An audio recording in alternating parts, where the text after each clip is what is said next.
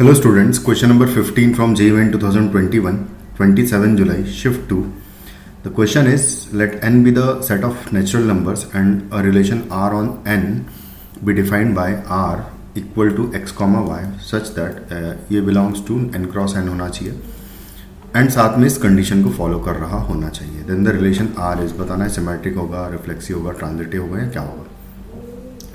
तो सबसे पहले तो इस एक्सप्रेशन को मैं सिंप्लीफाई कर लेता हूँ एक बार. तो ये लिखा हुआ है x cube minus 3x square y minus x y square plus 3y cube is equal to 0 है.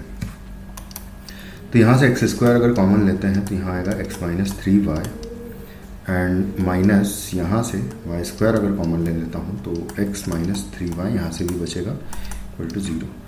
तो ये हो जाएगा x square minus y square multiplied by x minus 3y equal to 0, यानी कि x minus y into x plus y into x minus 3y करके हमारे पास ये एक्सप्रेशन कुछ इस तरीके से आ जाएगा इक्वल टू 0. अब बारी बारी से हम लोग चेक कर लेते हैं ये रिफ्लेक्सिव होगा या नहीं होगा, सिमेट्रिक होगा या नहीं होगा. तो यहाँ पर तीन बातें आ रही है एक्चुअली. तो x इक्वल टू वाई चलेगा, x equal to minus Y चलेगा and x equal to 3y चलेगा, कुछ इस तरीके से.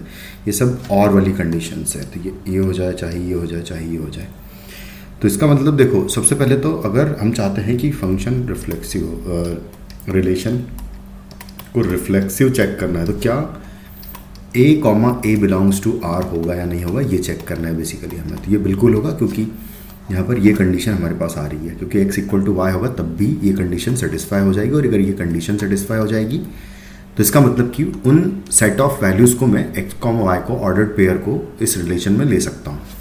तो यानी कि a comma a belongs to r होगा. और अगर ऐसा होगा तो इसका मतलब फंक्शन इज़ रिफ्लेक्सिव. तो यानी कि ये रिफ्लेक्सिव तो होगा.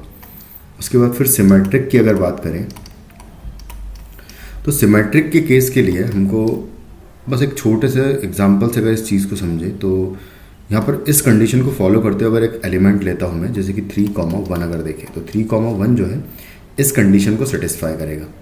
तो 3,1 जो है बिलोंग्स टू r होगा. बट इसका जस्ट ऑपोजिट यानी कि 1,3 जो है ये इस रिलेशन में नहीं आएगा क्योंकि ये तीनों कंडीशंस को सेटिस्फाई नहीं कर पा रहा है. 1,3 कहीं पर भी आप पुट कर सकते हो. तो यानी कि 1,3 बिलोंग्स टू r नहीं होगा, यानी कि जो रिलेशन है वो नॉट सिमेट्रिक है.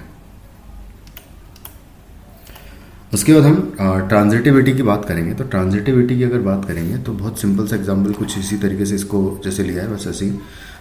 हम लोग 9,3 देखें तो ये बिलोंग्स टू r होगा, साथ में 3,1 भी बिलोंग्स टू r होगा. और ट्रांजिशन बनाने के लिए 9,1 को बिलोंग्स टू r होना चाहिए था, लेकिन ये नहीं होगा क्योंकि ये तीनों कंडीशन में से किसी भी कंडीशन को सेटिस्फाई नहीं करेगा. बट ये दोनों जो है एलिमेंट्स, दोनों ऑर्डर्ड पेयर्स तो सेटिस्फाई करेंगे. यानी कि ये दो ऑर्डर्ड पेयर्स तो उस रिलेशन में आएंगे बट ये तीसरा ऑर्डर्ड पेयर उस रिलेशन में नहीं आएगा.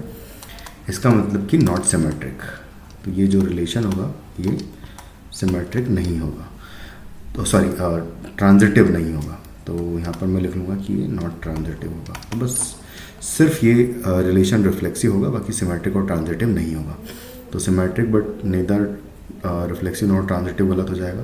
Reflexive but neither symmetric not transitive is the correct answer.